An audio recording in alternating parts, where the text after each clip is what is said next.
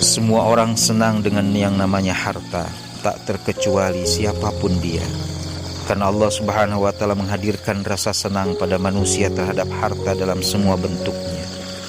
Allah Subhanahu wa Ta'ala berfirman, dijadikan terasa indah dalam pandangan manusia kecintaan terhadap apa yang diinginkan, berupa perempuan-perempuan, anak-anak, harta benda yang bertumpuk dalam bentuk emas dan perak, kuda pilihan, hewan ternak dan sawah ladang. Itulah kesenangan hidup di dunia, dan di sisi Allah lah tempat kembali yang baik. Kita juga bisa memperhatikan firman Allah dalam surah Al-Fajr ayat 20, dan kamu mencintai harta dengan kecintaan yang berlebihan, sehingga Allah Subhanahu wa Ta'ala menjadikan hartamu dan anak-anakmu hanyalah ujian bagimu. Ujian harta ini akan datang dari berbagai sisi. Pertama, dari cara mencarinya. Allah Subhanahu wa Ta'ala telah mensyariatkan berbagai cara dalam mendapatkan harta, yang semuanya dibangun di atas keadilan dan jauh dari perbuatan zalim, jahat atau menyakiti orang lain. Jauh dari unsur riba, judi dan bentuk-bentuk kezaliman lainnya, yang semuanya termasuk dalam bentuk memakan harta orang lain dengan cara yang batil.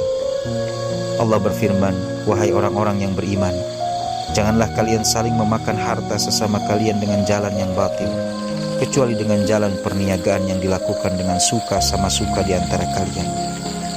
Ujian harta kedua datang dari sisi perhatian dan keinginan seseorang terhadapnya, sehingga sebagian orang ada yang berkeinginan terhadap harta membuat dirinya berambisi terhadapnya.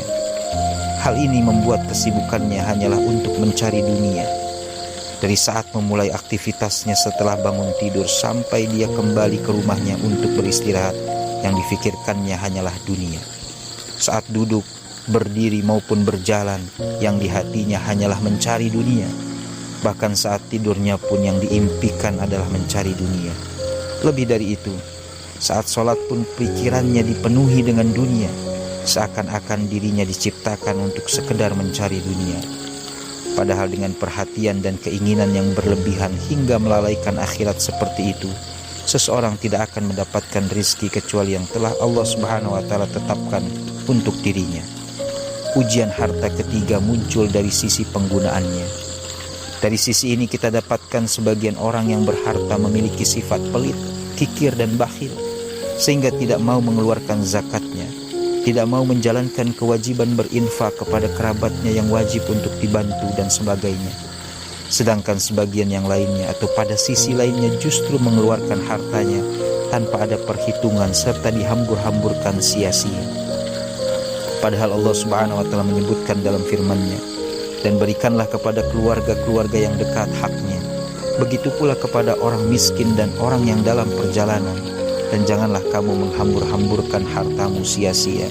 Sesungguhnya orang-orang yang menghambur-hamburkan hartanya sia-sia adalah saudara-saudara setan, dan setan itu adalah sangat ingkar kepada Rabb-Nya. Berkaitan dengan ayat ini, sahabat Abdullah bin Mas'ud radhiyallahu anhu berkata, menghambur-hamburkan harta adalah mengeluarkannya tidak pada tempatnya. Al-Imam Mujahid rahimahullah berkata, seandainya seseorang mengeluarkan seluruh hartanya pada tempat yang benar, maka dia bukanlah orang yang menghambur-hamburkan harta. Namun seandainya seseorang mengeluarkan satu mud atau cakupan tangan dari hartanya untuk sesuatu yang tidak pada tempatnya, maka dia telah menghambur-hamburkan hartanya dengan sia-sia. Oleh karena itu, siapapun di antara kita harus hati-hati dan senantiasa takut terkena terhadap ujian harta ini. Betapa banyak orang yang lebih berilmu dari kita telah terjatuh pada penyimpangan-penyimpangan karena ujian ini. Kita harus senantiasa memohon pertolongan kepada Allah Subhanahu wa Ta'ala dan berupaya untuk senantiasa menggunakan harta di jalannya.